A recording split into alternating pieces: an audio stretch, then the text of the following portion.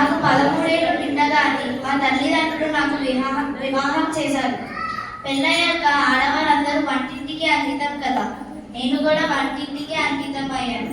నా దగ్గర ఉన్న భూమితో నేను పంట పొలాలను పండించి అమ్మడంతో నాకు ధనం వచ్చేది. ఆ ధనాన్ని చూసి భూస్వాములందరూ నా మీద నా పంట పొలాన్ని నాశనం చేశారు. ఆ బాధను తట్టుకోలేక చాలా మంది రైతులను ఒక చోటుకు చేర్చి వాళ్ళ ధైర్యాన్ని చాటి భూస్వాముల మీదకు దండెత్తడానికి పంపించారు.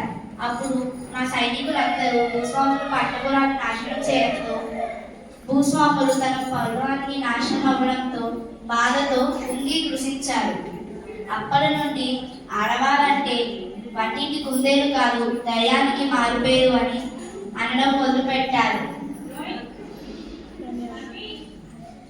అప్పటి నుంచి ఆడవాళ్ళని తక్కువ చేయకుండా చూడడం మొదలుపెట్టారు. ఆడవాళ్ళు ఏ పనైనా సులభంగా చేయగలుగుతారు. అది ఏంటి ఎప్పుడు అని కాకుండా ధైర్యంగా మొదలు పెడితే విజయవంతంగా పూర్తి చేయగలుగుతారు. అది మీరైనా నేనైనా. ధన్యవాదాలు. జయము జయము భరతమాత, జయము నీకు జగన్నాథ, ఈ జగాన సాటి ఎవ్వరే, ఓయమ్మ నీకు ఈ జగాన సాటి ఎవ్వరే, ఓయమ్మ నీకు. నేను భారతమాతను. భారతదేశంలో పుట్టిన ప్రతి భారతీయుడు భారతమాతను పూజించడం పుణ్యకర్తవ్యం. జై హింద్, జై Bharat. I am Draupadi Murmu and I am the 50th President of India. Thank you.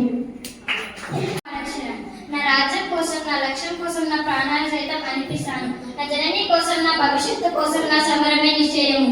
జై జన్మభూమి. నేను రాణి మల్లమ్మ దేవిని. నాకు భయం లేదు. ఎల్లప్పుడూ సత్యం, ధర్మం గెలుస్తుందని నేను నమ్ముతాను. ధన్యవాదాలు. Sushma Swaraj, second member to hold the offices after Indian Gandhi. నేను కాకతీయ రాష్ట్రానికి రాజు. మా తండ్రి పేరు గణపతి దేవుడు. వినీషా అమర్యాబాయి. నేను మంకోజీ షిండే దంపతులకు జన్మించాను. నా రాజ్యం ప్రజల కోసం, ప్రజల సంక్షేమం నా ధర్మం. భక్తులకు సౌకర్యాలు కల్పించాలి. ఎవ్వరూ భయపడకుండా ధర్మంగా నిలబడాలి. జై హింద్, జై భారత్. ఆడవాళ్ళైతే ఏమి, దేశం కోసం పోరాడకూడదా? దేశానికి స్వాతంత్రం తేకూడదా? నా నేల నా భారతదేశం. నా భారతదేశం కోసం నా ప్రాణాలైనా అర్పిస్తాను. జై హింద్, జై భారత్. నా పేరు రాణి శంకరమ్మ. నా ప్రజల కోసం నా జీవితాన్ని అర్పిస్తాను. నా పూర్తి పేరు పిల్ల గుల్ల కంటి తెక్కి పరపుల్ ఉషా. నేను ఎన్నో రోజుగా పరుగుల రాణి అని పిలుస్తారు. Thank you. యశస్విని జిజియాబాయి. కోసం నిలబడు, అన్యాయాన్ని ఎదిరించు. మీరు శాంతిని కోరుకుంటే ఇతరులలో తప్పులు వెతకకండి, బదులుగా మీ సొంత తప్పులను చూడండి.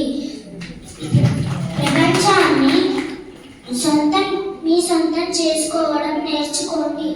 నా బిడ్డ ఎవరు అపరిచితులు కాదు, మొత్తం ప్రపంచం మీదే. Thank you. అందరికీ నమస్కారం. ఈ సావిత్రిబాయి పూలే. మనకి ఒక శత్రువు ఉన్నాడు. ఆ శత్రు పేరే అజ్ఞానం. విద్యావంతులమై ఆ శత్రువును తుదముట్టడించడమే మన లక్ష్యం.